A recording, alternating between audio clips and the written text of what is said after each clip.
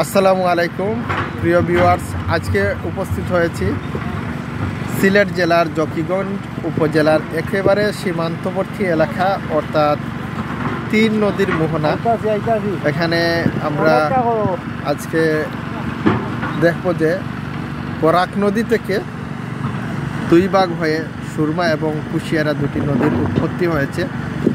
যে জায়গা থেকে আজকে আমরা সেই জায়গায় উপস্থিত হয়েছি। আমরা দেখতে পাচ্ছি যে বরাক নদী, এটি আমরা জানি যে চীন থেকে নেমে এসেছে। চীন থেকে নেমে এসেছে এই বরাক নদী ভারত হয়ে। আমরা জানি যে বরাকের পারে ভারতের আসাম। আর এই জায়গায় এসে দুটি নদী আবার তৈরি হয়েছে। একটি নদীর নাম হচ্ছে সুরমা, সিলেটের ঐতিহ্যবাহী নদী। আমরা দেখতে পাচ্ছি এই নদীটি হচ্ছে সুরমা। এই নদীর তীরেই সিলেট শহর অবস্থিত। বরাক থেকে এই জায়গায় এসে সুরমা গেছে ওই দিকে, আমার ডান দিকে। আর এই নদীটি হচ্ছে কুশিয়ারা। আমরা দেখতে পাচ্ছি কুশিয়ারা নদী। কুশিয়ারা নদী এই জায়গা থেকে আবার এই দুই নদী হবিগঞ্জের একেবারে শেষ সীমান্ত এবং কিশোরগঞ্জের শুরু মারকুলি নামক স্থান, আজমেরিগঞ্জ বানিয়াচঙ্গের একেবারে শেষ সীমান্ত। ওই জায়গাতেও আমি গিয়ে দেখেছি যে এই দুই নদীর আবার মিলন হয়েছে মারকুলিতে, হবিগঞ্জের শেষ সীমান্ত এবং কিশোরগঞ্জ জেলার শুরু। এই মারকুলিতে আবার এই দুই নদী গিয়ে মিলিত হয়েছে সুরমা কুশিয়ারা। মিলিত হয়ে বাদবাকি অংশটুকুর নাম হচ্ছে কালনী নদী। কালনী নদী গিয়ে আবার ভৈরবে যমুনার সাথে মিলিত হয়েছে। তো এই যে মূল নদীটির নাম হচ্ছে বরাক নদী। বরাক নদীটি চীন থেকে এসে এই জায়গাতে জকিগঞ্জের এই তিন নদীর মোহনা, স্থানীয়দের ভাষায় ত্রিগাঙ্গা বা তিন গাঙ্গের মুখ বলা হয়। এই জায়গাতে এসে আবার দুটি নদীতে বিভক্ত হয়েছে, সুরমা, কুশিয়ারা। এই দুই নদীতে বিভক্ত হয়েছে। এই জায়গাটি অত্যন্ত গুরুত্বপূর্ণ একটি জায়গা আমাদের বাংলাদেশ এবং ভারতের জন্য। কারণ আমরা জানি যে এই দুই নদী এখানে সীমান্ত।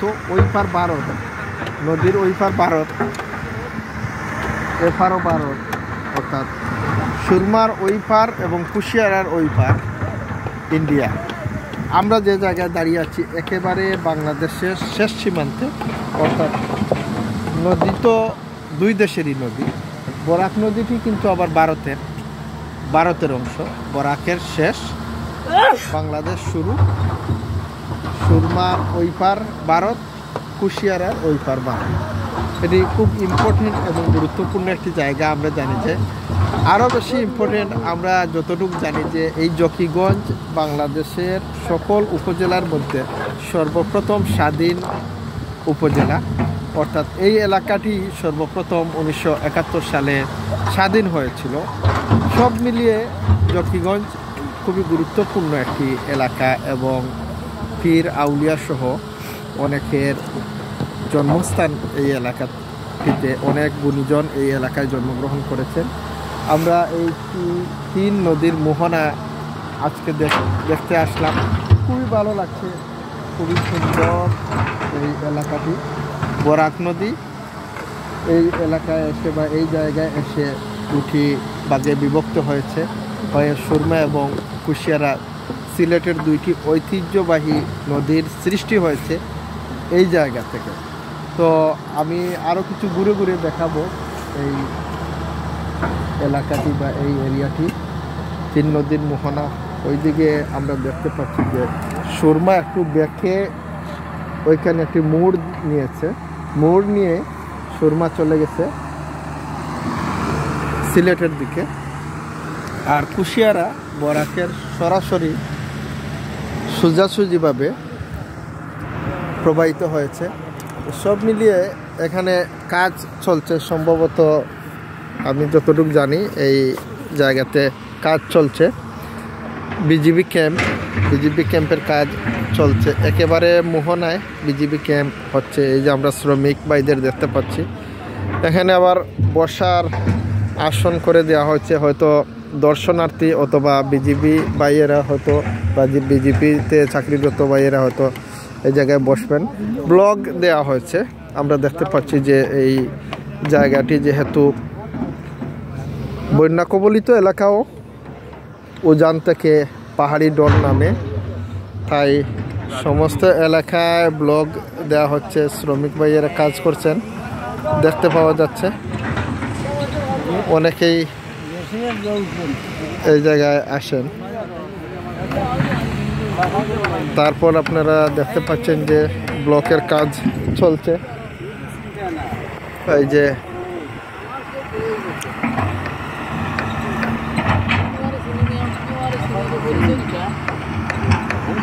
আমরা দেখতে পাচ্ছি, আমি আরো একটু জুম করে আপনাদেরকে বরাক নদীটি দেখাই। এটি হচ্ছে মূল নদী।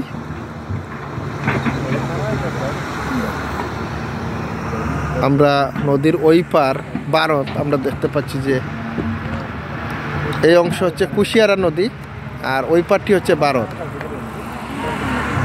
আমি আস্তে আস্তে এই চলে আসলাম বরাক নদীতে।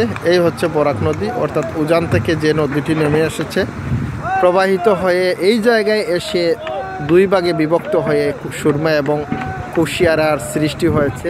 এই অংশটি হচ্ছে সুরমা নদী। সুরমা নদী একটা বাঁক দিয়েছে এই জায়গাতে। তো আশা করি আপনারা এই সিলেটের ঐতিহ্যবাহী সুরমা এবং কুশিয়ারা নদীর মোহনা দেখে খুশি হয়েছেন। আমারও অনেক ভালো লাগছে, যদিও আমি আরও আগে এই জায়গাটিতে এসেছিলাম। এমনকি বরাক নদী আমি শিলচরের উপরের দিকে খাসাড় অংশেও গিয়ে বরাক নদী দেখেছিলাম, হাইলাকান্দি, তাছাড়া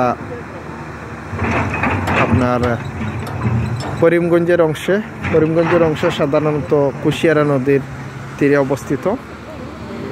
আজকে এই পর্যন্ত, সবাই ভালো থাকেন, সুস্থ থাকেন, ধন্যবাদ সবাইকে।